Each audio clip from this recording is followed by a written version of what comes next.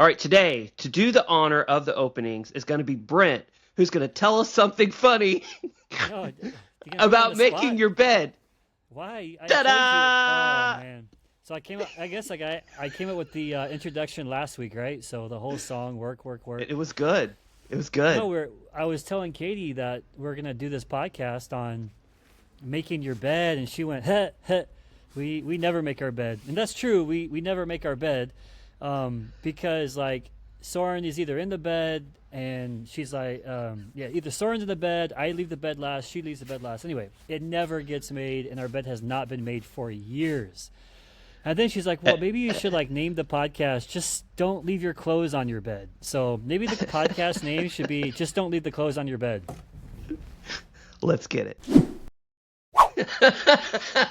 That's great. That's a great introduction. I love it. Which is so funny too, is because we don't make our bed either. So before we Right. start, what are you smoking? Ah, I'm so super excited because you got something different. I do. I got like a 7 or 8 euro cigar. I have today a Alec Bradley Black Market. I also have an Alec Bradley Magic Toast, but I haven't smoked in 2 weeks, and so I didn't think I should smoke a Magic Toast today, just because it's a little bit of a stronger cigar, and I didn't Right. want to get a little lightheaded by talking about how to make your bed. So I'm going with the Alec Bradley Black Market today. What about you? It's What you such a got? physical activity of making your bed that you didn't want to get out of breath. So today I'm smoking a Rojas 10th anniversary. I like that. Okay. Have you had a Rojas before? No, I have not. I have not had a Rojas.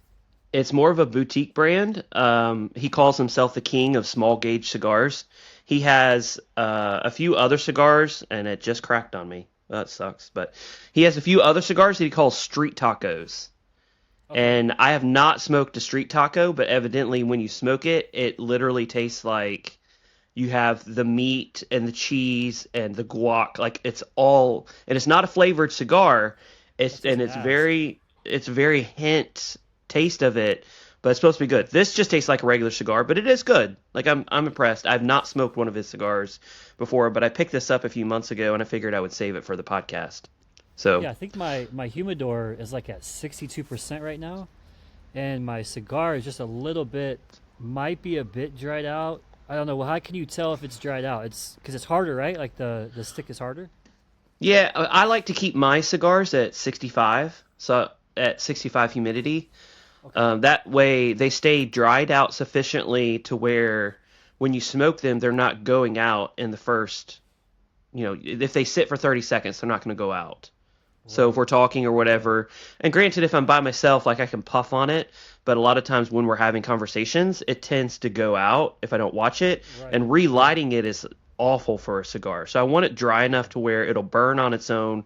But cigars, like we've made this point before, cigars are not like cigarettes at all, and No. cigarettes have unnatural products in them that make them continue to burn. So if I sat this cigar down on my table right here, it would go out in Hmm. 2, 3, 4, 5 minutes, depending Right. on, the humidity levels. If I set a cigarette down right here, it will burn all the way down to the butt.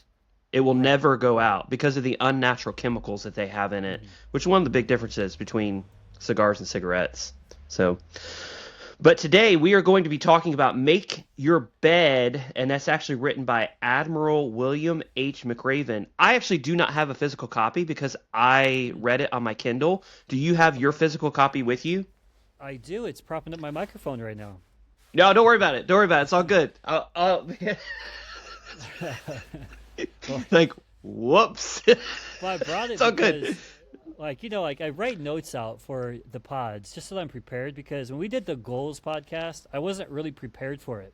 Like, and I just felt like I wasn't able to engage in conversation like you were. Like, you have the ability, and you have such a depth of knowledge that you have the ability to just engage in conversation and really make it interesting. Like when you speak, like I'm just genuinely interested in what you have to say.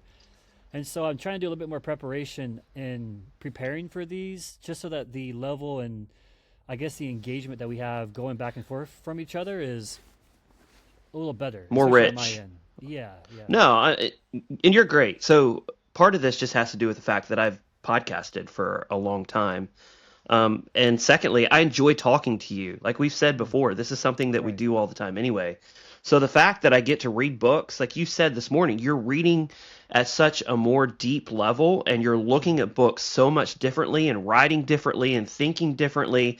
It all comes back to that concept of you learn a subject or you learn a concept way more deeply if you have to teach it to another person Right. or if you have to talk about it to another person versus if I'm just reading the book. And this is not a criticism of you in any way, but I would like to ask you how you felt, how deep you felt you read the year when you read 80 books in a Mm, year yep. versus the last two books that we've read just between us. And like we've already talked a little bit about making your bed and whether you liked it or not, but just the Right. depth of knowledge and reading and excitement, I think that it would be equivalent to like joining a book club. So if you join a book club, sure, there are some people who don't take book clubs seriously, but they read the book and then they go and talk about the book, which means you can't show up not having read it or maybe, half read it or whatever. Like you actually have to have looked at it, studied its content, and actually have a base of knowledge. Otherwise, you look like an idiot whenever you show up to Right. book club, right? Right. So I think Right. that's the difference. What would you say, like those 80 books that you read, how deep did you read them versus the Oh, last two that. books Yeah. that we've read? That's a really great point because I confess to you, I started Obstacle is the Way like 2 nights ago, and I'm reading through it, and I'm getting a little bit deeper into it. And I remember telling you that Wisdom Takes Work is probably the equivalent of the first three books, or that the first three books were better. But man, I really like Wisdom Takes Work now, probably more so than the first three Ryan That's Holiday books interesting. because we went so deep into that book. So when I read the 80 books, it was to get through the book, not necessarily to say that I had completed the book, but I got stuff out of it, but it was more of let's get through it, let's get to the next book.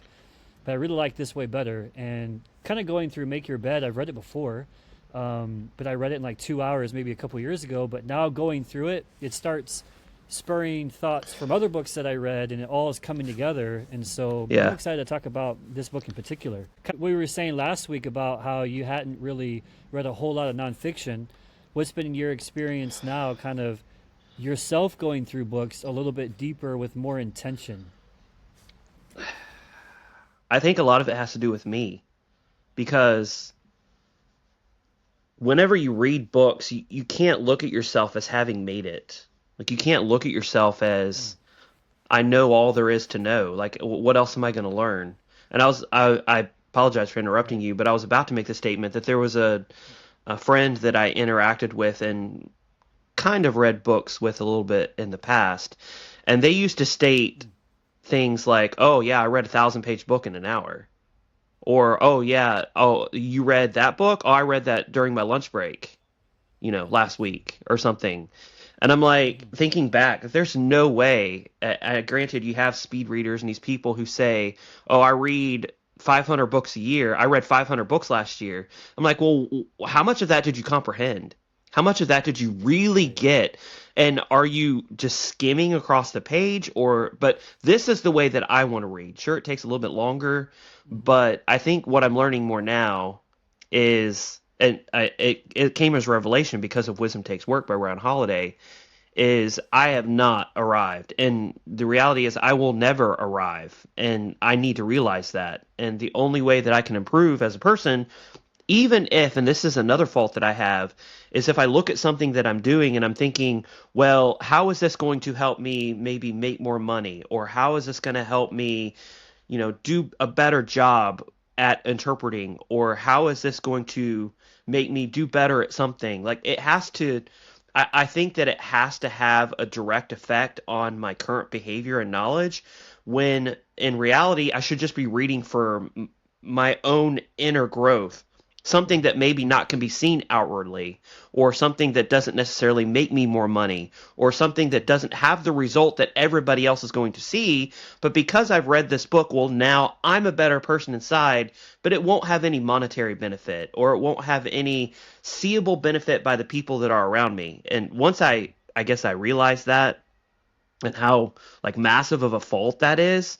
Well, now I'm like, well, okay, yeah, reading nonfiction books, especially getting back into nonfiction, self-help, reading that category a little more deeply is definitely going to help. Like I'm only 42. We have hopefully, fingers crossed, another 50 years in this life possibly. Like what can I learn over the next 30, 40, 50 years just by reading books? And it doesn't have to have a direct benefit to my bank account. It doesn't have to have a direct benefit to me being a more likable. Like it can help me grow inside in a way that nobody else can see. So Right. making that mind shift for me, also like getting to talk to you about it. Like I think finding a buddy, which I mean, again, we're going back to Wisdom Takes Work, but finding a scene where if you're reading a book, find somebody who's also reading a book and talk to them about it. Like set up that connection. But I think the problem in today's culture is how many people actually read. Right. Like how many people will sit down with a book and actually go deeply in it. I don't know. You have any thoughts on that? No, I mean, it kind of, when you talked about how you have somebody to read with, I mean, there's a chapter in this book called Find Someone to Help You Paddle, and I know Right. he's more or less talking about your spouse during that, but he also was talking about how the analogy came when they were in the IBS, the it's called IBS. It was like the blow up boat, and how heavy it is, and they have like 8 or 10 people carrying it above their heads from each station to each station, or each challenge to each challenge. And he's like, find somebody to paddle with you. And the Golden State Warriors have a motto for years now. It's called strength in numbers, meaning that their whole organization, all their players, their fans, like they're all together. They need everybody on the team to be successful. And yeah, I mean, I also, when you talk about how you've never arrived, I think it was Renee Brown in the book Daring Greatly. She said, you've never arrived, you're always becoming. And I think that that's something that is, if we can have that mindset that we've never arrived, I think that takes away the ego from our learning and allows us to grow. Because I think you do go through stages where you feel like, I mean, I felt pretty smart this week after doing the podcast last week, and then we read I'm so Wisdom Takes intelligent. Work. Now, like, Yeah. man, I got some wisdom now. I read this book, I put an article out on it, but I think that's when we make that fall, right? When we make that fall, when that pride starts creeping in. So Yeah. Well, and just being honest, like I listened, and this again is nothing about you. I think we're to the point to where I'm not attacking you or me at all. of course not. But Yeah, I of course listened back to our last week's episode, and I'm like, man, we sounded so dumb talking about this stuff. Like we actually knew what we were talking about. Wait, Wow, last we're idiots. Like really, It's like fun, we're really it's great, and I don't care if I sound like an idiot. Like but you don't though. Like, I mean, truthfully, like, I do, you know, I don't, man. Like I'm here to learn. Like I same. yeah. So if people don't like what we have to say, it's totally okay because as again, so funny, we're going back to it. As Ryan Holiday said, the reason to write the book is so that you become a better person. So the reason that I want to do this podcast is so that I can become a better person. And I love that concept. Yeah. We should probably introduce the book. So the book is Make Your Bed. Fortunately, Brent is using it as his microphone stand right now, so he cannot show us the cover and say, no. It's floating. I think actually, It's floating. I think that's one of the books that I sent you. Remember I sent Is you a it bunch of really? books like a year ago? I think that was one because I had a copy and I couldn't find it on my bookshelf because that's one of the books that I had. I think I sent it to you Has to because be. I wanted to read it. You also sent me the last lecture. They're kind of similar in size. So I Yes, don't know. Last Lecture's a I great book. I don't think I bought this book. So now that you said that, yeah, probably this is your book, most likely. Maybe, but Make Your Bed was actually a speech that was given at the University of Texas at Austin on May 17th of 2014 as the university-wide commencement address by Admiral William H. McRaven. His speech went viral, multi-viral, Right. because of its simple concepts. I'm not sure that a book needed to be written on it, to be honest with you. I watched the YouTube speech, and it was great. It was inspiring. It was simple. It was in black and white. He's a great storyteller. He's somebody to be respected. and the speech was awesome. It was, I think, 18 minutes, awesome speech. Evidently, though, it got, and this is not to attack Admiral McRaven. Like, he's a great person, but evidently there were enough people who told him, and I would have done the same thing in his position. If I made a speech that went multi-viral on the internet, which, and interesting enough, you're mentioning the last lecture by Randy Pausch. That's literally the same thing that happened to him. Is he gave his last lecture, that YouTube video went viral, and he ended up writing a book on it. So this is not necessarily to attack anybody who has something that goes viral and then they write a book on the topic. But the book essentially is the speech. Like, he expands on it a little bit, but if you just watch the speech, in my opinion, you don't necessarily have to read the book. But getting down to the book / the speech, it was really good. The whole concept and what he starts out with is making your bed. I know that we've already discussed, well, maybe it's not making your bed, and we've joked about it a little bit. And I was going to respond to that by saying, we don't make our bed because about 6 months ago, we came up with a genius solution to our blanket problem, which is when we're both laying in bed and if we're using the same blanket and it's cold at night, sometimes one of us will pull it to the one side or pull it to the other. So about 6 months ago, we are now using 2 blankets. So Megan has her blanket and Brian has his blanket, so that if there's any pulling, well, it's only on my blanket, and I'm not going to pull the blanket off of Megan. She's not going to pull the blanket. If that is an insight, then this is a perfect podcast. If that's something that a little tidbit.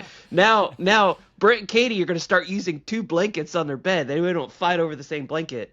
But because of that, we just kind of leave our blankets as it is on our bed after we get up in the morning. But the thought of doing something on a regular basis every single morning and that feeling of accomplishment is massive. For me recently, walking. I've started rucking every single morning. And that has been, it's hard. Like, it's not as hard as, like, a CrossFit workout. It's not as hard as running 5 miles. But rucking 2 miles in the morning with a 40-pound a 40-pound pack on, like, that's something that's hard. And at the end of it, I feel accomplished. And I have noticed, especially after reading this book, that throughout the day, I think back to what I've accomplished that morning, and there is a little bit of a lift. Have you experienced anything like that?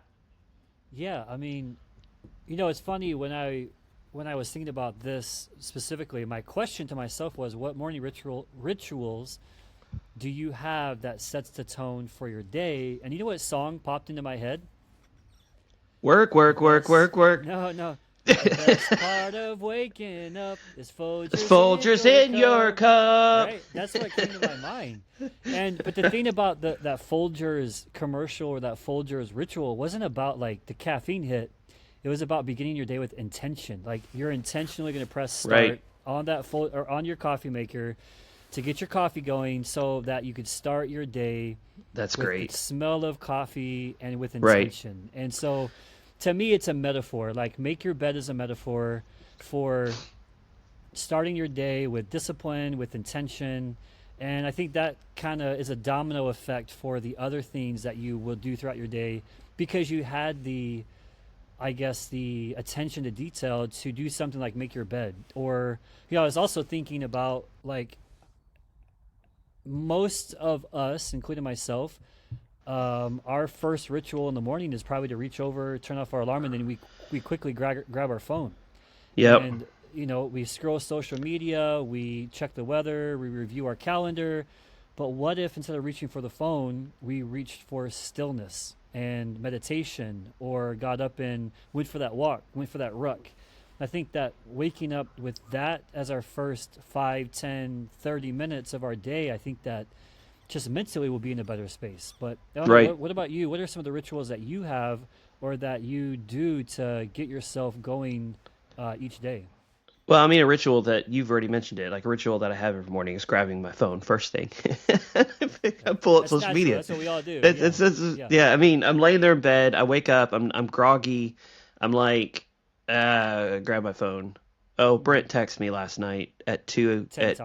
You're 6 hours ahead of me. So no, like, oh, what did he say? Oh, that's interesting. Okay. Oh, let's log into Instagram.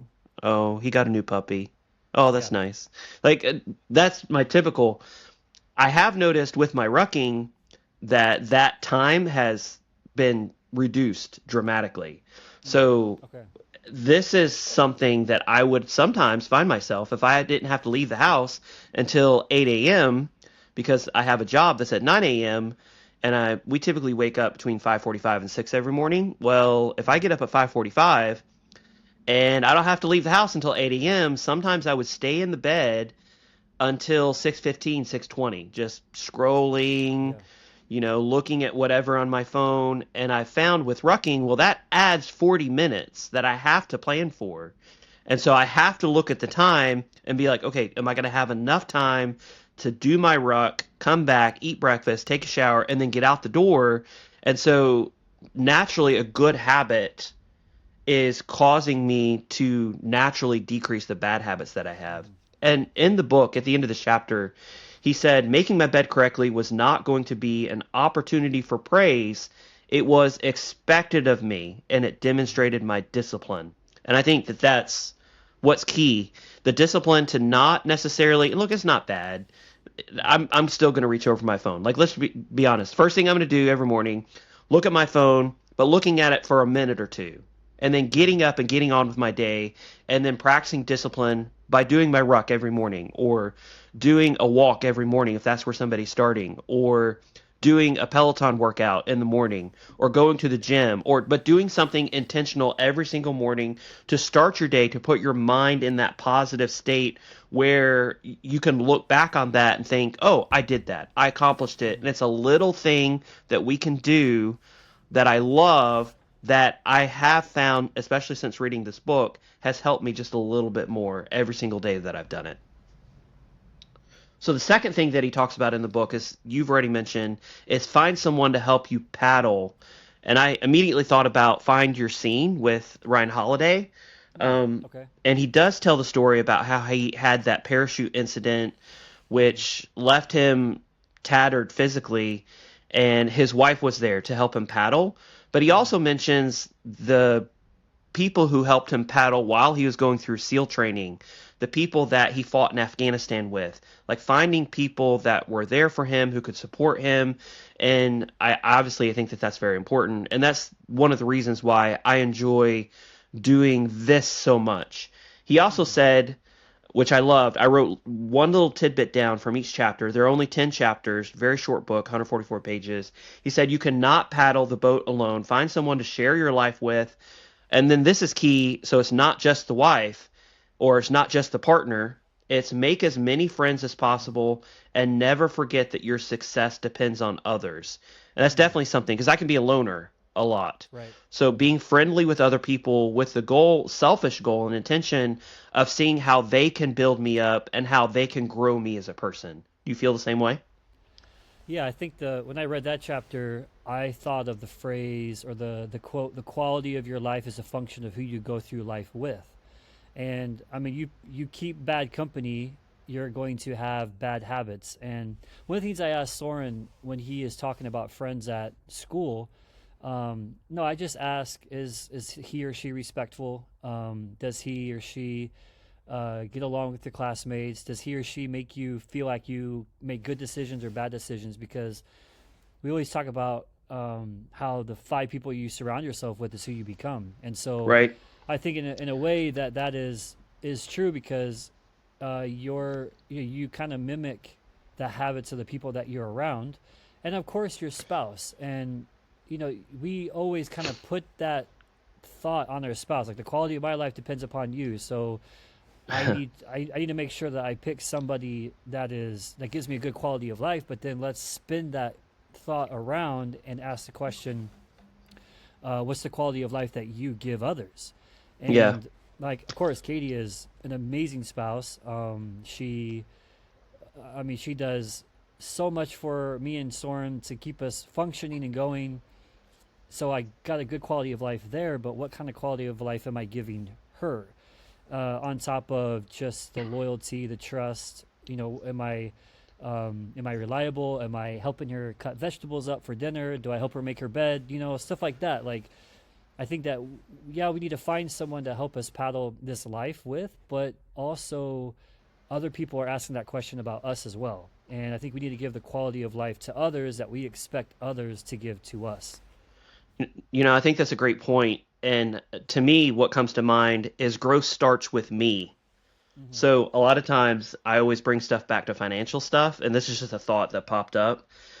A lot of times people will be deeply in debt or they'll not be making great financial decisions, and one spouse or the other, or one partner or the other, will find Dave Ramsey, for example, and they'll read the Total Money Makeover and they'll have a light bulb moment, and then they'll go to their spouse and they'll be like, you are buying all of this beer and you're drinking beer, nonstop over the weekends, or you're going to play golf with your buddies on the weekends and you're Right. spending hundreds of dollars on this stupid game and we don't have money in the budget for it. Or vice versa, the husband says, you go out shopping all the time, you're not budgeting, you need to follow my leadership, you need to do follow these concepts, we need to get out of debt right away.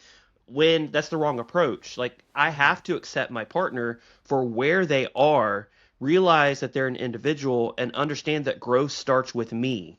So a lot of times, especially as men, as we see something that we think is the answer, or we see something like, oh, we need to do this, or I want to be more healthy, so therefore the whole family is going to start hiking ASAP tomorrow, and we don't give a thought to what our partner or those close to us in life may feel about it. I would think that the same thing, we don't have teenage kids yet, but the same thing would be true if we have, and we're both male, so I'm taking it from the male perspective, who we come to an insight like, oh, I want to start a family game night. And so therefore I'm going to force my teenagers every single Friday night, you have to come to the table and I'm going to make you play this game with us because we have to grow. We have to be together as a family because I see this as something that's good for the family. Now, granted, it may be good, but understand that growth starts with me, and maybe demanding that growth of somebody else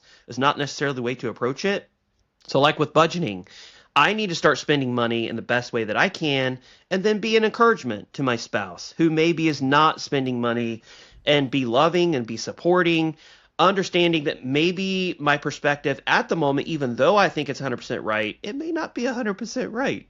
Like, looking Yeah. back on stuff that I thought was right in the past, been a Hmm. little bit off sometimes. Or maybe it's healthy eating. Well, all of a sudden, I'm going to switch from an all Twinkie diet to an all chicken, rice, and vegetables diet, and my Hmm. spouse is like, "Whoa, whoa, whoa, whoa! Like, I got to have some pasta every now and again. Like, you can't go from 0 to 100 in 3 days and just expect me to follow you on that." Hmm. So I think growth starts with me, and I need to get me right and my mind right, and not necessarily expect everyone to follow me just because I had this epiphany that I'm now correct in my perspective on this political view or health view or financial view, whatever it may be. You have thoughts on that? Yeah, I mean, not too deep, but I think it's just that's what marriage is about. It's about the give and take, Yep. and Yep. it's it's really really difficult. Like, marriage is the most difficult It's thing tough. because li- Relationships. like you have two people with a bunch of faults living together, and Yep. we're trying to manage our own faults. We're trying not to be frustrated with our spouse's faults. Although, Katie, you don't have very many faults, so if you're listening to this, that's not what I mean. Megan, you have zero faults? None at all? Yeah. None? Zero? So, I think, yeah, and I like how you said it, like, growth starts with me. Like, I never heard that before, and I'll have to write that down. But I think that's really the simplest way you could put it in the most profound explanation, or with the most profound explanation. The third one, the chapter's name was Measure a Person by the Size of Their Heart. Perfect. That's what I was going to move on Um, to.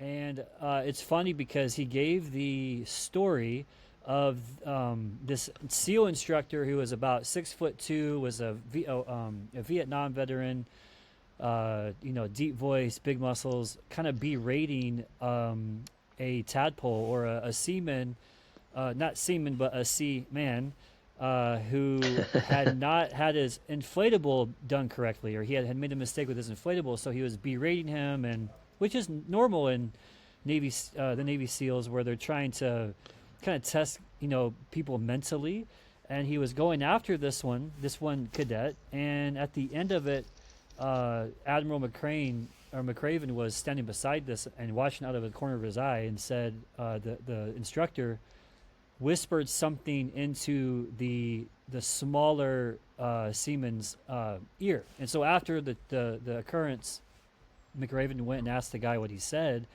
and basically he was saying that the Navy SEAL instructor said, "Prove me wrong," about how the seaman was wanting to quit, or he was going to make him quit. And so basically the chapter was about measure a person by the size of their heart, not by their actual physical size. And I didn't really write anything down for this one, but I think sometimes I tend to judge people by how they're dressed, what kind of car they drive, where they live in the neighborhood, and I think that is such a superficial way for me to judge people. And it's funny because you look at some people who drive the brand new BMW, and you think, oh man, they're so well off and they got such a great job, but they probably have $1,000 in the bank account. But then you see somebody driving a 15-year-old Toyota Camry, and you're like, oh man, poor guy. I mean, he's struggling in life. He doesn't have it together. But he's probably got, as a 35-year-old, he's probably got $500,750,000 in his retirement account already. So I don't know. Those are just kind of some of the thoughts that I had after that chapter, rolling through my head. Yeah, perspective. So again, not saying that I'm anything special, but we bought a vehicle 10 years ago, and literally 2 weeks ago, I crossed over the 200,000 mile mark.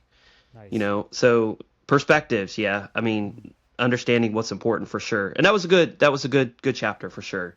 Number 4, life's not fair. Drive on. Get over being a sugar cookie and keep moving forward. Life isn't fair, and the sooner you learn that, the better off you will be. I mean, we could go into detail about how I'm not the best looking person, how I don't have good hair, how I've had all these things. Like I grew up sheltered, whatever this, and I can look at that as poor me, or I can look back on it and be thankful for the way that I was raised, because it led me to this moment. Be thankful for everything that's happened in life, the bad things that have happened, the car accident that we had. Like, sure, in the moment, it seemed like it wasn't fair, and it seems like, oh, poor me, like things happen and they build up over and over again. But understanding life's never going to be fair, and everybody has problems, and there's always somebody out there who has a worse problem than I do. But understanding, look, life's not fair. Be a sugar cookie, which for people who haven't read the book, being a sugar cookie was when the soldiers or when the seamen would do something wrong, or maybe not do anything wrong. The person in charge would be like, you know what, I feel like you're going to be a sugar cookie today. Life's not fair. Go do it. They would jump into the surf and then crawl back out, roll around in the sand, make sure that they got as much sand all over their body to where sand's everywhere in every crevice. And it was just a very uncomfortable way to do their training. And just understand that, hey, life's not fair. You're going to be a sugar cookie sometimes. Move on. Get over with it. Did you have any feedback on this particular chapter? I love this chapter. This is one of my favorite chapters, just because, not that I know what a sugar cookie was and that I've ever gotten wet and sandy, but can you imagine like somebody telling you to, jump in the surf, get sand all over your body for absolutely no reason. No reason. Yep. And the amount of frustration and the amount of just the annoyance of knowing that how I feel and the sand that has just chafed the inside of my legs could not be there, but this a-hole of a Navy SEAL instructor is telling me to get wet and sandy. And to me, because he wants to. Right, just because he feels like it. But I think that we are not, I as a Tipton if you tell me don't do something, I'm doing it. If you tell me not to do something, or if you don't tell me not to, or what did I just say? But yeah, our parents would agree to that with both of us. I'm going to go against exactly what you just said. Like if you say don't speed, I'm speeding. Right. And I love it though, because the instructor was trying to prove the point to McRaven that, like you said, life's not fair, and the moment that you get that in your head, then you can start reaching peace. Then you can be The better off you be can be. okay with being Yep. uncomfortable. And kind of going back to, I know we're kind of in the stoic phase of our podcasting, but Marcus Aurelius said, and I thought this is amazing: choose not to be harmed, and you won't feel harmed. Don't feel harmed, and you haven't been. And the simplicity of that statement, like somebody may say something mad to me, or I'll give you an illustration. I was in a roundabout yesterday, and this guy passed me in the roundabout and was just cursing at me, and I just looked at him, and I'm like, I'm going to be Marcus Aurelius. I'm not harmed. I don't feel harmed, so therefore I'm not harmed. Because originally, like, if a guy did that to me, as a Tipton, I'm going to chase him down, I'm going to tailgate him, and I'll honk my horn, and I'm going to flash my lights at him. But I think it's just coming to this sense of peace that you can't control everything, and the things that you can control, even if you can't control it, have a good attitude and still keep giving effort. So that I really like that chapter, just because of trying to myself learn that daily practice of finding that inner peace despite something being unfair. So why don't you go into the next chapter, which talks about failure can make you stronger, so don't be afraid of the circus. And he says, in life, you will face a lot of circuses. Why don't you describe what a circus is? And it says you will pay for your failures, but if you persevere, if you let those failures teach you and strengthen you, then you will be prepared to handle life's toughest moments. I feel like you can expand upon that over what you just said. Experiencing failure, growing from that failure, enduring the circus, and letting it make you a better person. That one was with the swim buddies, right? Like if you and your swim buddy didn't complete a challenge. So in Navy SEAL training, not that I know because I went through it because I read a book, now I know. In Navy SEAL training, you have a swim buddy. And, I gave this illustration actually to my students this week because I was having problems with a really, really great athlete getting really, really mad at his classmates for just not being as fast or as athletic or as skilled. And so I gave this illustration of a swim buddy. Swim buddies, if let's say you are in open water and you're in this open water swim, you and your swim buddy come in last, you have to go to the circus. So the circus is 2 hours of extra calisthenics, push-ups, yep, sit-ups, flutter kicks, burpees, 8-second body counts, as punishment for coming in last. And so this is what happened to McRaven and his swim buddy. And over the course of the time in Navy SEAL training, this could be detrimental to someone if they get caught in the circus because you don't have the extra time to recover. But how he flipped the script on the circus was he treated it as a way to get stronger. And so the last exercise of Navy SEAL training, correct me if I'm wrong, but it's like a 2-mile swim or something like that. 5-mile swim, I think. 5 mile. And him and his swim buddy came in first. And he got to the beach, and it was so incoherent because of the exertion that he had to give. He didn't know that he had finished first, and the first words out of the instructor's mouths were like probably something negative, but then he looked around and realized that him and his swim buddy were first, and the instructor stuck out their hand and was like, "Congratulations! I'd be happy to serve with you anywhere in the Navy SEALs." Yep, and so, yeah. And he did make the statement. He said, "Look, you've embarrassed your class." Because that was something that he said in the beginning is you have embarrassed your class because you came in last. Therefore, you get to go to the circus and do an extra 2 hours of calisthenics because you were last and you are an embarrassment to your class. And then for the final challenge where they had to swim in open ocean waters for 5 miles, they're cold, they're wet, they're tired, they reach the beach, they're incoherent. They immediately were told to get down in the push-up position, and the instructor looked at them and said, "You have embarrassed your class, cadet." Yeah, that's right. Get up. You know how you embarrassed your class? You finished first, and the second place team is not even in sight.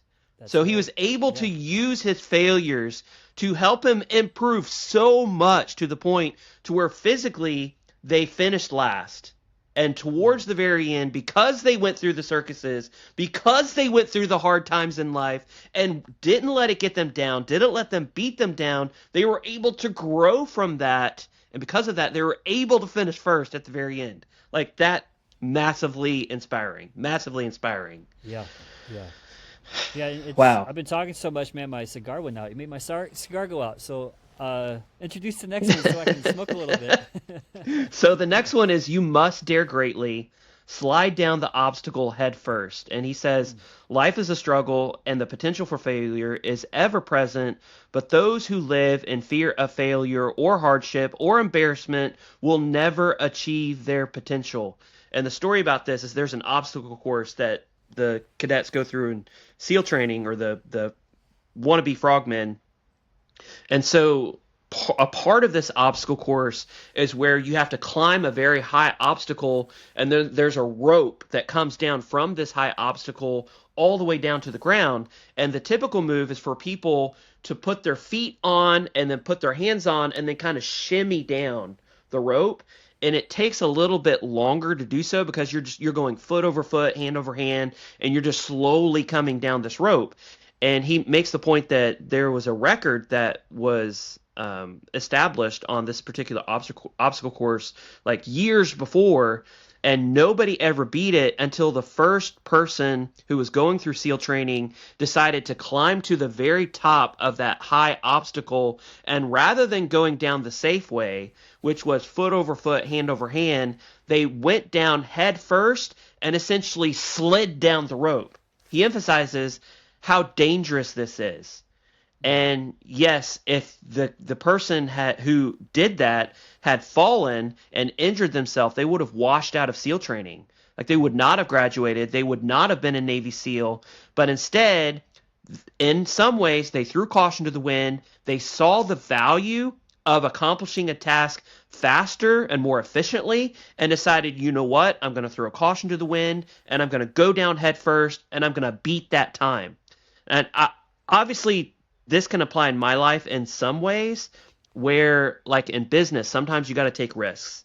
Sometimes when you're a little afraid that, you know, you start a business or you start, you know, lawn mowing business or you start the coffee news, which is something that I did, that you're going to fail. But the experience of going all out and doing everything that you can not only may help you reach success in that moment, but it can also help you have a different perspective and help you reach success later in life. I look at you and I see you as somebody who pursued coaching with a passion, even though you weren't necessarily paid a lot of money, even though you weren't the coach of the Chicago Bulls, or you weren't the coach of the top team in Europe. Like, you were willing to go through those hard knocks and to go head first and to plunge as deeply into it as possible. That way you can become a better person and figure out your own passions. Did you have the same perspective?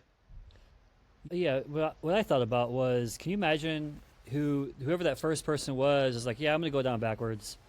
You know, like what people thought about that, you know, and maybe he did it out of desperation, but to me I kind of thought through that chapter and I was like, we live with a fear of what other people think of us. And, you know, the normal way or the right way was to do it hand over hand, foot over foot. But then this guy's like, screw that. I'm going to go down head first. And, you know, out of kind of desperation. And I think sometimes we live in the fear of what people think of us, and that can hold us back from, you know, that will cause us to get washed out instead of maybe falling down, going head first. So, yeah, and I think that's one thing that you've always had a strength that I don't have this strength. I'm working on it, but you've always had the strength, or you just don't care what people think of you.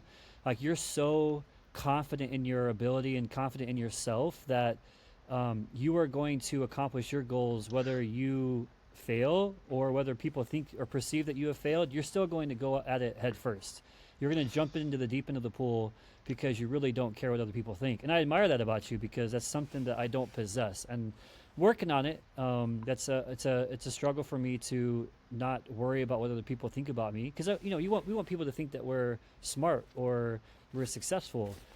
So we always give off the appearance of such. But you have always stayed true to being yourself and following after what you feel like is best for yourself, and something that I admire over the course of the years that you've done. Well, that's not always a necessarily great quality. So, which goes into the next one, which he talks about standing up to the bullies, don't back down from the sharks.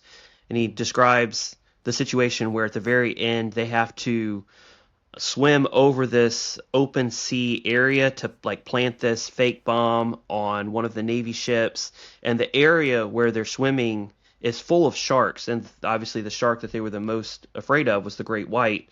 And the instructor says, well, nobody's ever died to a shark during SEAL training, but if you get a bull shark or a great white or whatever that you see circling beneath you and it starts to become aggressive and it comes up towards you, take your fist, bash it on its nose, like bash it on its face, and it will swim away.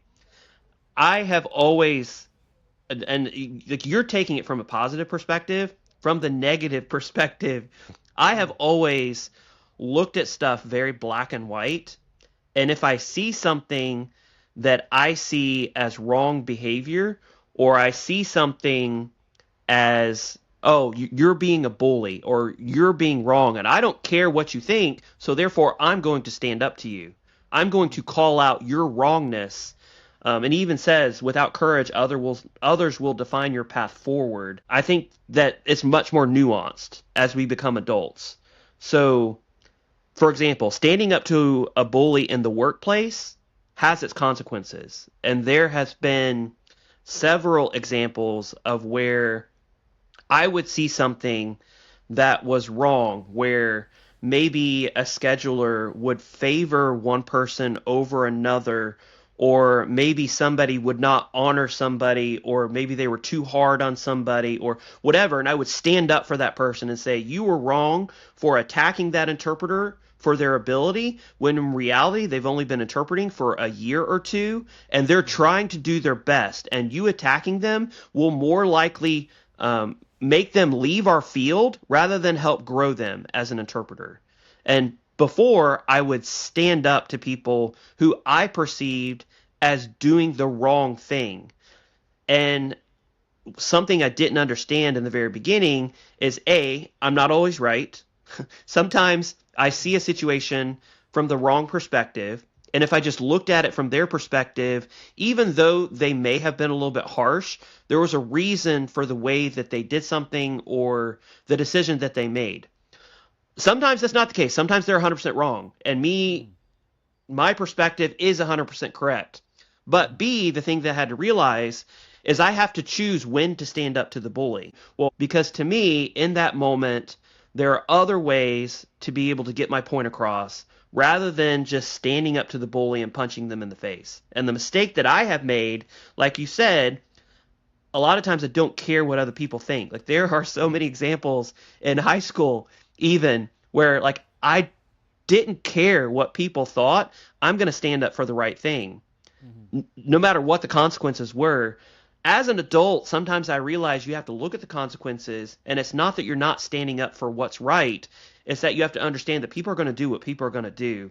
And sometimes it's best to not say anything and let things work out. Now, if it's going to bother me later on, or if it's something that's going to haunt me later in life, like I didn't stand up for this person, or I didn't stand up for what's right, then yeah. If it's something like it's a little line in a contract, is it better just to say, look, let's remove that line from our contract and move forward? Like, I'm not going to punch you in the face.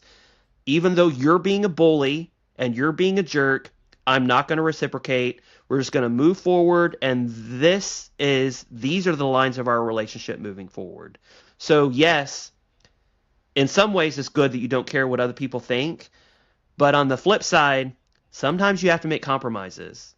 And sometimes, even though somebody's being a bully, it's not best to punch them in the face. It's best to say, okay, I'm going to let you have your moment. You are a bully. You are a jerk. I'm going to let you be a jerk, and I'm going to move on with my life. How do you feel about that? Yes. Sometimes people who are bullies, they're actually they're perceived as hurting somebody else, but they're probably most likely hurting themselves. Oh, 100%, yeah. But it goes back to what you said. Growth starts with me, and I think Yeah. that is attributing to your growth as a person over the course of the last decade is that you're not going to punch that person in the mouth, because I can see you, like, not physically punching them, but I can see you like standing up for that other person. But also, it just comes down to the intention of the person that is bullying, and then your principles. And if it is a stark contrast to your principles, of course, stand up for the right thing. But I do think, like, giving some leeway, showing some grace, I guess you could say, is highly important. I'm looking at the next one. Is it Rise to the Occasion, chapter 8? Mm-hmm. Be your best in the darkest moments. I'm having a brain fart on this one, and I can't remember what that chapter is about. So the quote that I wrote down is, at some point we will all confront a dark moment in life. If not the passing of a loved one, then something else that crushes your spirit and leaves you wondering about your future. In that dark moment, reach deep inside yourself and be your very best. And I think this is the chapter where he gives the examples of soldiers who have died, and how That's right. a lot of families will experience their darkest moments when they have someone that they just love so deeply that they don't know where to go from here. And in those dark moments, when you lose a job and you feel like the whole world is against you, or when you don't get that job because you stood up for what was right, and now that person that you stood up to is not going to hire you for jobs in the future, you stood up for what's right, and you feel like you're in a dark place. Well, reach down in and find those moments of character where you can be your very best and you can pursue other passions. I think it's all interconnected, but even in our darkest moments, not letting that get the best of us and making sure that we can grow from that, making sure that we can be our very best. Like, did you take any of that from this chapter whenever you're reading it? No, I think one of the last phrases of that chapter was, I think you just said it, in that dark moment, reach deep inside yourself and be your very best. I tell Soren a lot, and the students that I teach a lot, because a lot of times we're perfectionists and we want to be the best. And I think as a young man, especially Soren, if he's not the best at something, he doesn't want to do it. So I always tell him it's not about being the best, it's about doing your best. And that's where my mind went. Now that you gave that illustration, that's where my mind went. But I mean, during the dark moments of my life, I wouldn't say that they were like devastatingly dark. Right. You have some setbacks, you have some, and I know there's going to be more in the future. But I think during those dark moments, it comes back to, I guess, like, for some people, do you have a higher power that you can rely upon and take comfort in? And I think that some people, that higher power can be a religion, it could be a faith, and I think that that is needed to get through some dark moments. And I think, kind of going back to who's in your boat and who you're paddling with, I think that's why it's so crucial to have a great relationship with your spouse, and that way you can talk through things and you have somebody else there that you can kind of get through life with.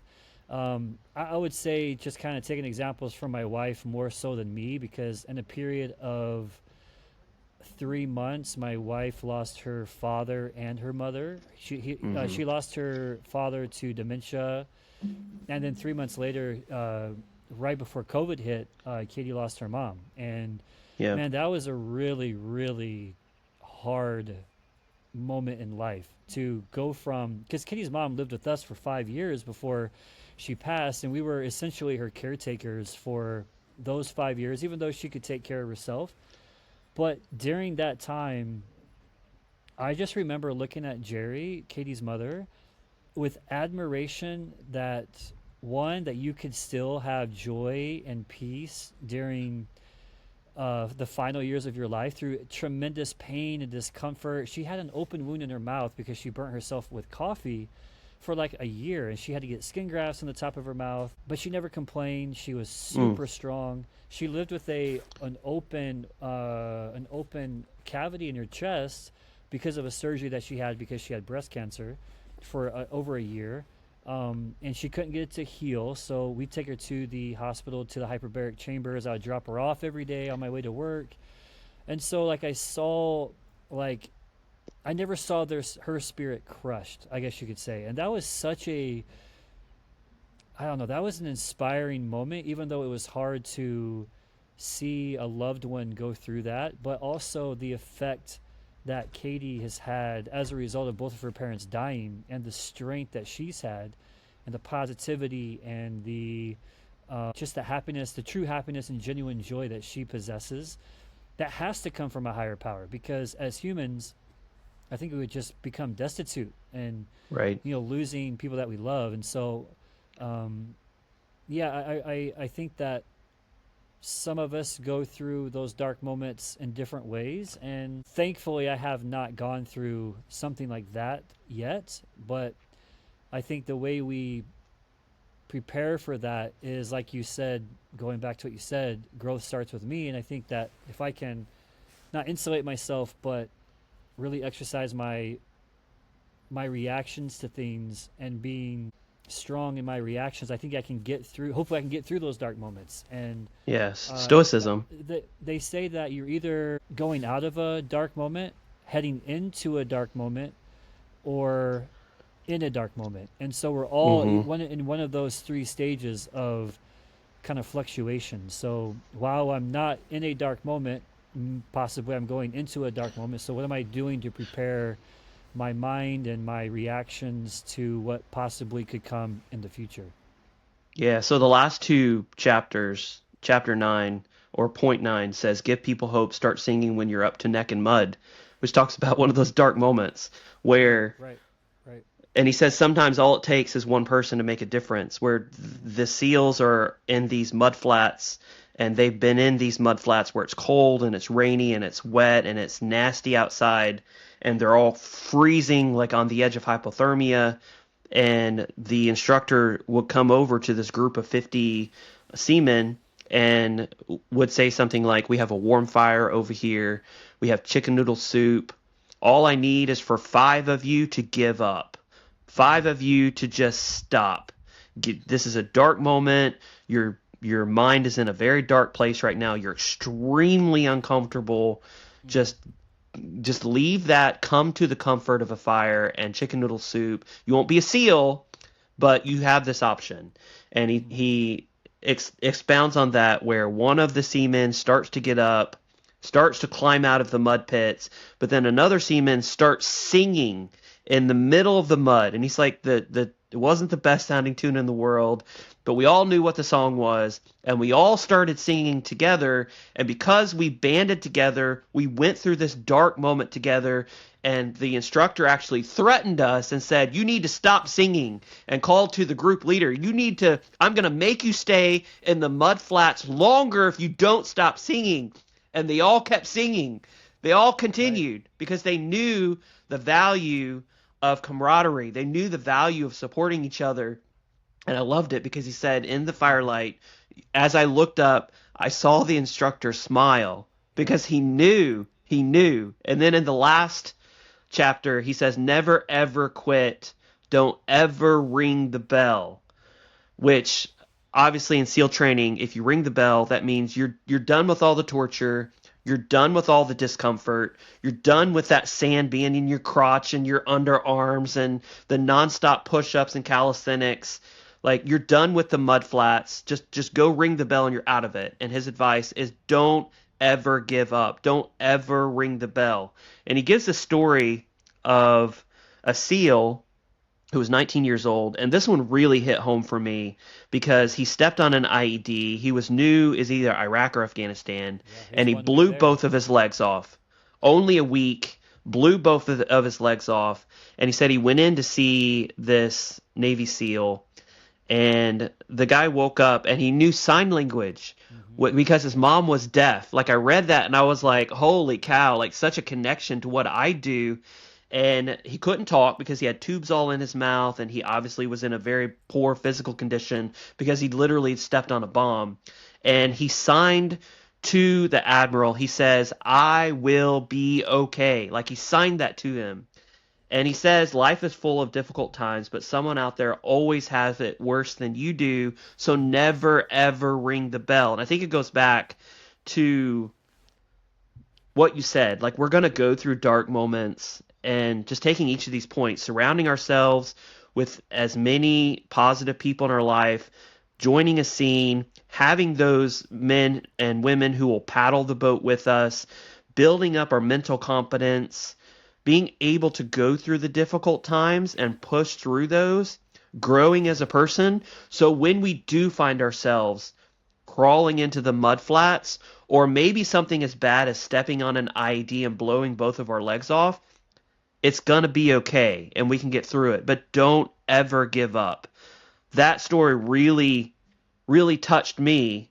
And you've already told stories of where Jerry, like I knew Jerry and how strong she was going through all of that. I didn't know the details. Like, this is the first that I've heard about some of the details, but she never gave up. And I bet if we had Jerry here with us right now, she would say, I wish that life hadn't ended when it did, but the last 5 years of my life, I lived them exactly the way that I wanted to live them. And she can say that because she never gave up. Would you agree? Yeah, and it's funny now that you said that's right. He did do it in sign language and saying that he was okay. But it's funny because McRaven also said, going back I think to chapter 8, when he was on the tarmac trying to comfort families who had lost loved ones, he felt like he did not have the power to The connection. to know what to say. Right? He didn't have Yep. the connection. But there was another general who just Mm-hmm. seemed to be touching everybody's life because the other general had lost a son to the war in Afghanistan, and so he could relate better to the families that had lost a son than he could. And Yeah, because he had gone through that. right, and so when I also read this chapter, I kind of flipped it on its head, and I was like, well, when is it okay to quit? When can we not think about the sunk loss fallacy of I Right. invested a lot into this and it's not working? When should I quit? And I read a book called Quit by Annie Duke, and she talked about how quitting is okay when whatever you're doing no longer serves your future. Even if quitting seems like it was a waste of time or it was an embarrassment. And so I think that it's not the fact that you should endure everything and not quit even though something's extremely difficult or something that is not serving the purpose. But I think about, don't quit just because something's hard. I think this quote came from Hudson Taylor. He said something about hard work or hard things. He said, first it's impossible, then it's difficult, then it's done. So it's the thing that you may be encountering may seem impossible at the moment. Go through it. Yeah, sure, it's going to be difficult, but sooner than later, what you go through is going to be done, and then you're going to become a much stronger person because of it. So I also thought that going back to that bell, you had to ring the bell not once, but you had to ring the bell 3 times. Yes. And Yeah. I don't. That's a good point. I don't know the significance of why 3 times, because he didn't really get into it. Since you were kind of resonating with that, what do you think about ringing that bell 3 times? What was your thoughts on Well, that? I think it's just like the seaman who's in the mud flats. Like, I think there are moments where you feel like I'm going to give up, and then whether you believe in God or whether you believe in fate or whatever it may be, something happens in your life, or God brings someone in your life, or you meet someone who you're about to think, well, I got to give up in this situation because it's just too hard. And then they remind you of the reason why you're doing what it is that you're doing. So I think in that instance, 3 times has the significance of maybe there's a seaman who goes to the bell, rings it once, and maybe somebody runs over and says, are you sure you want to do this? Like, think about the benefits of being a Navy SEAL, the reason why you got into this in the first place. Like, don't give up. And then at that point, they can make an educated decision. Well, I was about to give up, but I rethought my life choices, and I realized I'm just giving up because it's too hard in the moment. And I should never give up something because it's too hard. So we've talked about coffee news, and I did coffee news for 2 years. And let's be very clear, it was really hard. I didn't make a ton of money off of it. It was an education that I am so glad that I got, because it taught me so much about people. It taught me so much about business. And there were definitely moments within those 2 years where I wanted to give up because it was really hard, but I kept pushing through because of the possibility of success. And so I am proud to say that I did stop doing that and I sold the business to somebody else. But the reason that I did it was not because it was hard, was because I explored all the avenues of possibility with that business venture. And I made a very calculated decision at the end to, is this something that I want to continue doing for the next 10 years? If not, what am I going to replace it with? So it's not just I'm giving up on something that's hard. It's I'm going to give up this thing that is hard and I'm replacing it with something else that is also equally hard in a different way. So not giving up for a life of comfort, not giving up for a life of easiness, but giving up for a specific person or for a specific purpose, because we recognize that yes, this is hard, but there's something else that I can do with my life that can be equally as valuable. Like maybe we decide that we're not going to do I don't see it. I don't see us quitting doing this podcast or giving up because I enjoy it so much.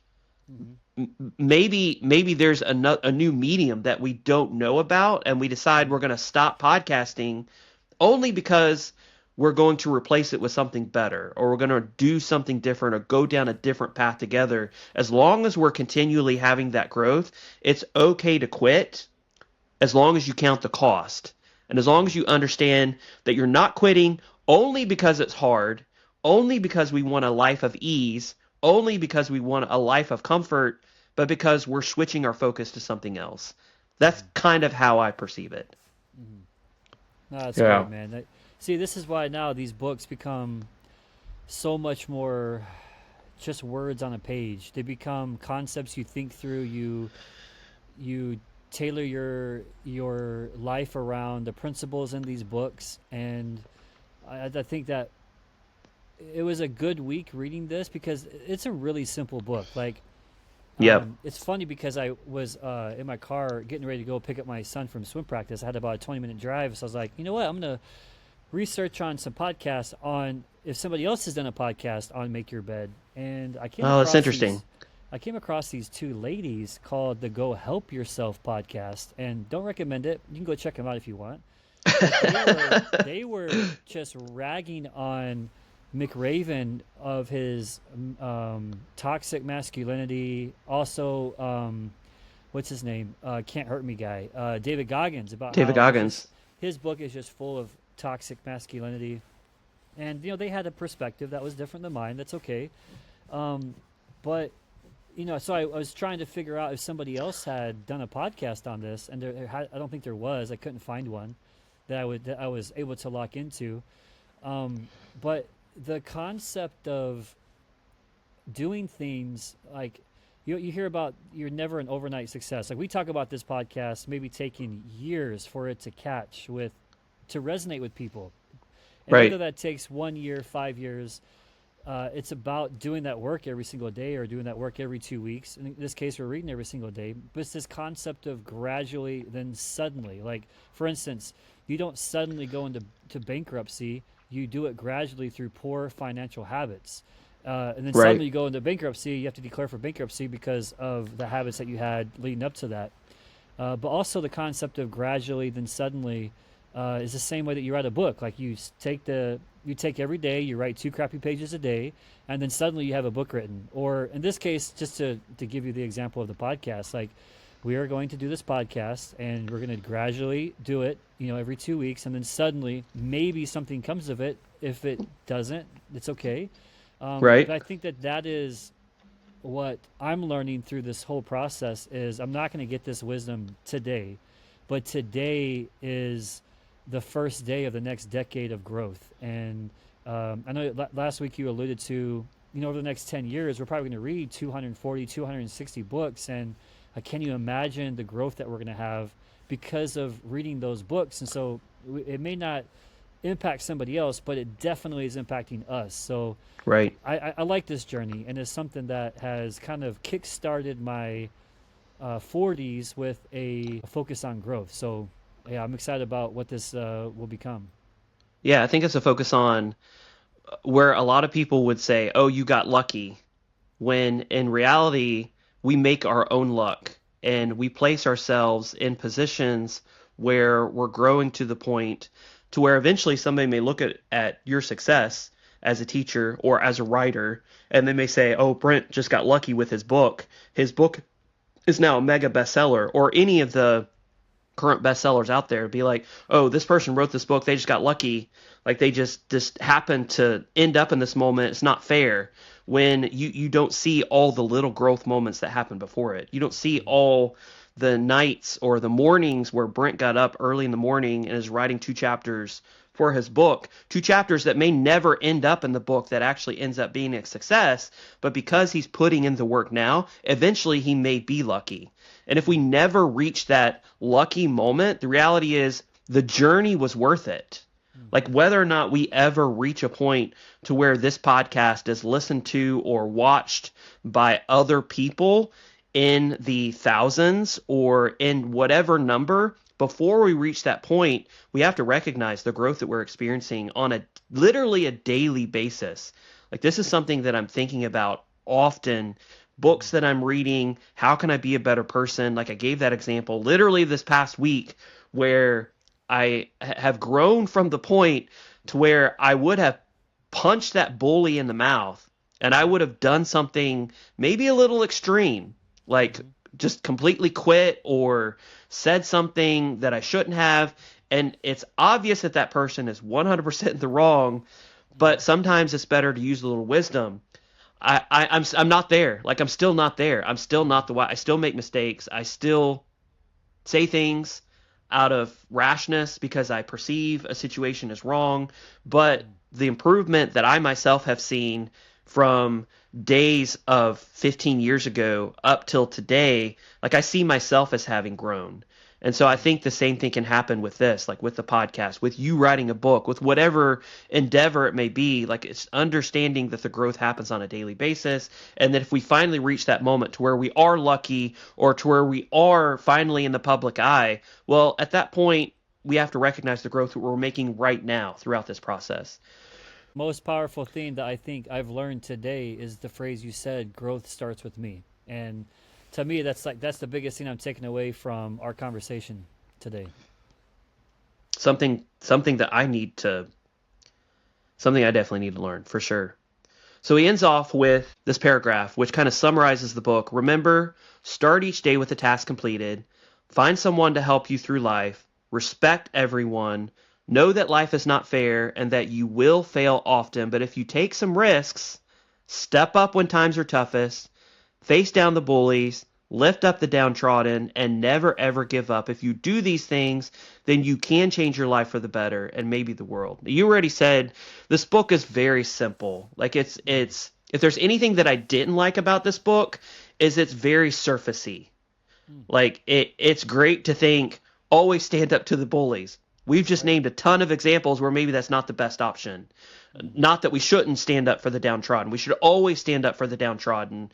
If there's somebody that's being bullied, we should always stand up for them. But sometimes it's not necessarily being bullied. It's just somebody who's being a bully, and we need to use wisdom in our response, right? It's growing every single day. It's not always having the mindset of never ever quit, but it's maybe don't quit because it's hard. So while I like this book, I agree with you in that it was very simple. I think it's worth a read. I mean, it's very short. I think it was 144 pages. It took me, I read it through twice. I think it took me like an hour and a half each time, maybe 2 hours to read it. So like it's a quick read, easy read, but the points are very valid, and I think we need to take the points and apply them to our situation with the understanding that we're all growing as people. Did you feel the same way? Yeah, I felt like it was very simple, and in fact, I had to. This is no knock on the author whatsoever, but I had to make correlations from other, I guess, literature to kind of support the fact of like don't ring your bell. Like I had to bring in another book to support why I shouldn't ring the bell, or why I maybe should ring the bell if the whatever I want to quit is not serving my future, or it's Right. no longer helping me. So I don't think there's any book that's written that you should maybe be like, it's not worth the read. Right. But I I'm do sure there's think some books out there that are like that. possibly, yeah. But I think that, I think if you can have an hour conversation about a book, though, then I think it might have been worth the read. It's worth the you read. know? Yep, And 100%. so I think if we're gonna give it a thumbs up, I think I would give it maybe a 1 thumbs up today, Same. Yeah, as one thumb. opposed to like, as opposed to like a 1.5 or a 2 thumbs up. But I'm really excited about the next book, and I've already started it. It's Obstacle is the Way by Ryan Yep. Holiday. I think I'm like 45, 50 pages into it, and it kind of goes back to, what was it, number 9? Give people hope. Start singing when you're up into the neck in mud. Sorry, it was the one about the obstacles in your way, because we're talking Yeah. about Ryan Holiday. I can't. I guess maybe I Rise to should- the occasion. Maybe it was like the Dark Comics. I don't know. I was trying to make a correlation to Ryan Holiday, but I didn't sound too smart doing it. You're But no, no. I'm excited about it, but I was thinking I've already read it, but I'm kind of going back through it, and I'm like, I haven't really overcome any obstacles in the last maybe year and a half, 2 years. So I'm interested to read this book with a different perspective than I did. Yeah, last time. I'm super excited about it. So the next 3 books that we're going to read is Obstacles Away, and I can't remember the order. Stillness is the Key is next, and then Ego is the Enemy. Ego is the Enemy is second, and then Stillness is the Key is third. Stillness is Key is third. So those are the next 3 books that we're going to be reading, and we're going to be talking about each of those. And then I think after that we're going to be reading The Let Them Theory by Mel Robbins, which Right. is a little bit of a change up. And then we're going to go into the David Goggins book, Can't Hurt Me, and Never Surrender. Is that his other book? Never Finished. That's right, Never Finished. So looking forward to that. If you guys would like to follow our journey, you can find us on our socials, TikTok, Instagram, Facebook, YouTube, all of that at Two Bros Lit. Any closing thoughts before we end off here? I've enjoyed my cigar. It went out a couple of times, but Because of good as- conversation. yeah, I just about as- dropped my cigar. as always, though, a cigar. I mean, we had a great conversation last week, but that cigar just puts you in a really contemplative mood, and Yep. we engage in some great conversations. So thank you for like showing some and sharing some of vulnerabilities that you struggle with and that you've overcome, and the truthfulness behind your conversation is appreciated on my end, and I know that we can learn from the things that you've been through. So thank you for that. Thank you, for sure. Until the next episode.